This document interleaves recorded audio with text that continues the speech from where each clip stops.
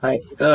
So far, we have discussed about other foreign trade policy, how it works, what are the governing legislation, silent features, provisions of import, and silent feature of import and export.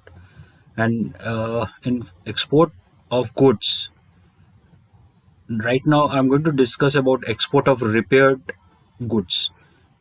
Goods or parts exported and found defective, damaged, or otherwise unfit for use may be imported for repair and subsequent re-export. Such goods shall be allowed clearance without an authorization and in accordance with the custom notification.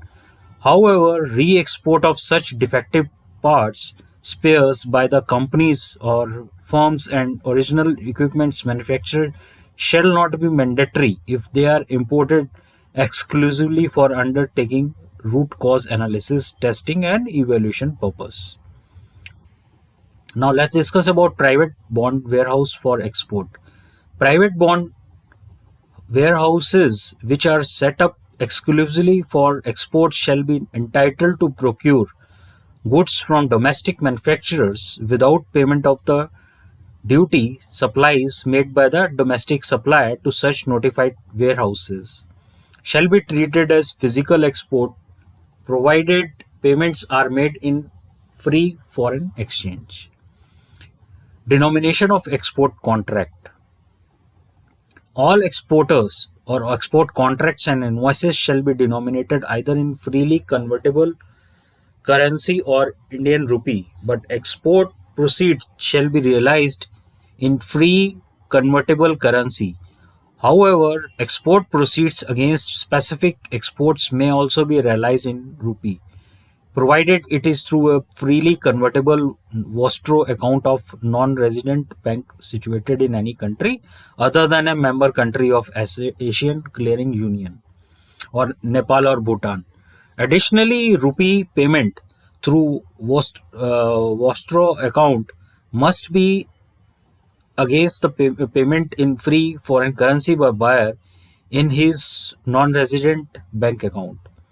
Free foreign exchange remitted by the buyer to his non-resident bank after deducting bank service charges on account of the transaction would be taken as export realization under the export promotion scheme of foreign trade policy.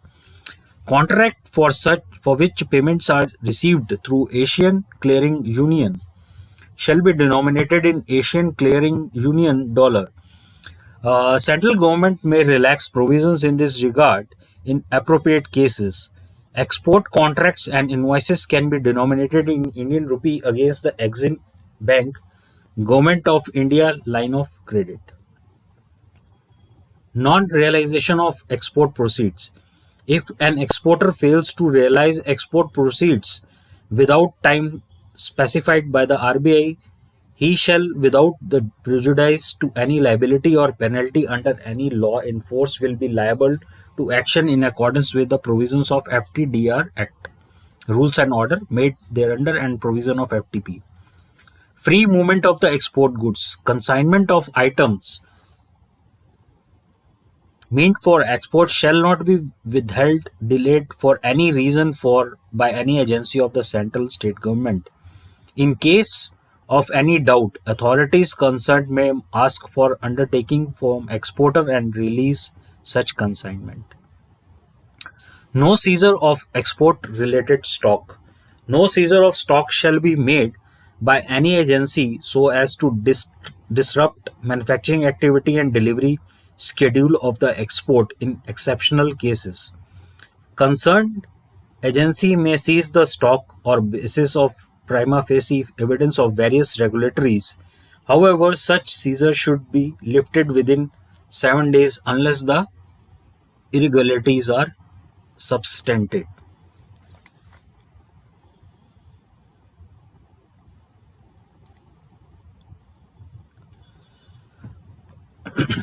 Export of goods where personal hearing by DGFT, grievance redressal of the DGFT. Basically, personal hearing by DGFT for grievance redressal happened. Government is committed to ease and speedy redressal of grievance for trade and industry. As a last resort to redress grievance of foreign trade player, DGFT may provide an opportunity to personal hearing before policy relaxation committee, subject to fulfillment of certain condition. Export Promotion Council. Basic objective of Export Promotion Council is to promote and develop Indian export. Each council is responsible for promotion of a particular group of products, projects and services.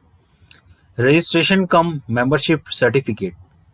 Any person applying for any authorization to import or export or any other benefit or concession under the foreign trade policy shall be required to furnish on DGFT website in the import export profile RCMC granted by the competent authority. For instance, certain certificate of registration as export of spices issued by the Spices Board shall be treated as RCMC for the purpose of under the policy.